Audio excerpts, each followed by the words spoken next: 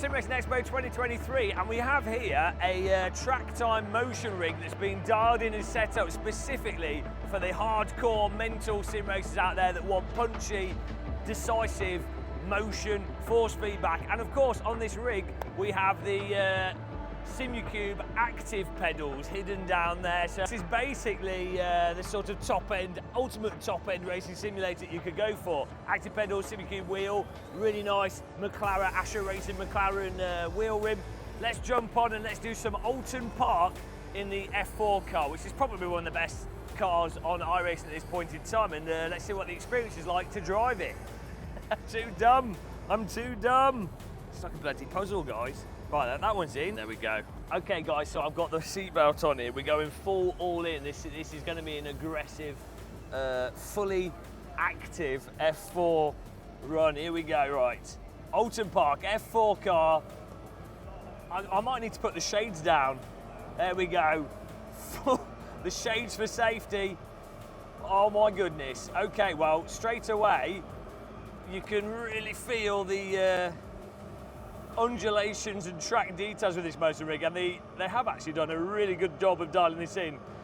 Alton Park is not the smoothest of tracks in motorsport, but maybe that's a good thing for motion rigs. As I get on the brakes, you can really feel the rig moves forwards a bit to replicate you being pushed into the chair, and then that also pulls back on the seat belts, which gives you that sensation of braking. Oh, really good sense over the curb in there with the motion of the rig. Actually, you really feel the suspension compression of the car going over the curbs.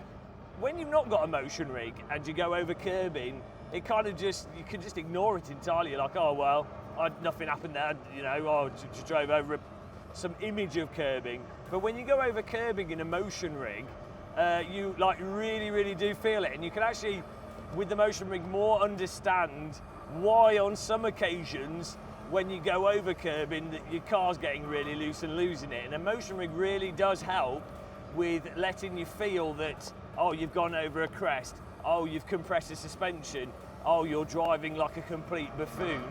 And certainly adds to the immersion, but also lets you know more immediately what's going on with the physics. And this, I'll be honest, guys, I am not like the most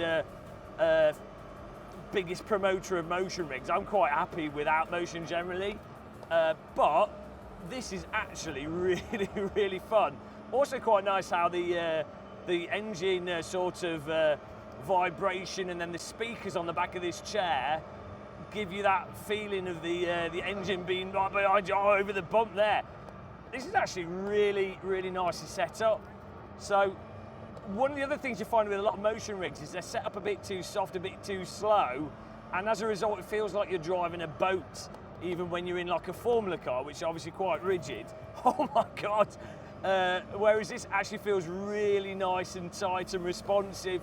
And that curbing through that section feels really nice. Like you can really feel it go through, and you also get that really cool sense of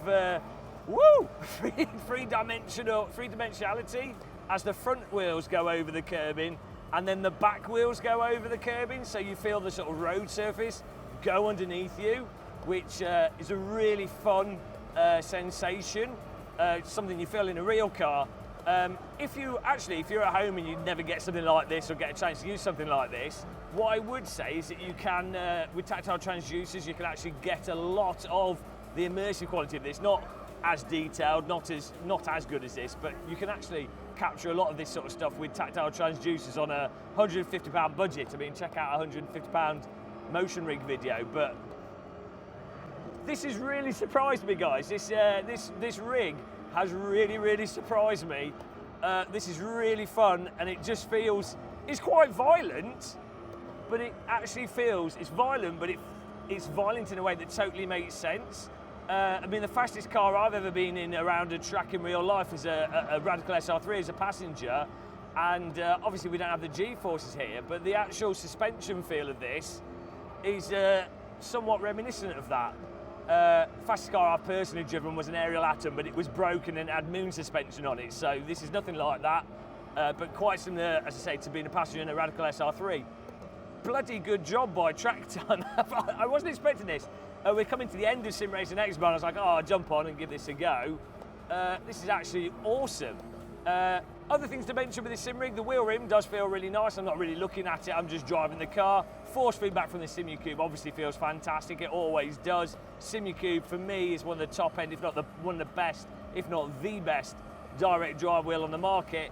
The Simucube active pedals, they feel great. They're just locked, they're set to a certain setting that they've gone for here. The nice thing is with the active pedals is, of course, you can set them in really quickly, adjust them however you want to, and get whatever feel you want. It's like having immediately infinitely adjustable elastonomers. But yeah, they felt the active brake pedal feels superb. And the way for some reason, they've accidentally set it up in a way that's really in the lines of what I like. So it's just bloody good. If you ever go to like a race room centre, or you happen to get a chance to use one of these rigs, I don't think you'll be disappointed. That's a nice little, I'm getting a nice little back massage as I go over that curbing. So the Track Time motion rig, big surprise at Simracing Expo, fantastic to drive. You have to try one yourselves, but thanks for watching this video, guys. Let me know what you think in the comments, what you think of motion rigs. I think this could convert you if you're a motion rig skeptic. But until the next one, happy tea drinking, take care, and goodbye.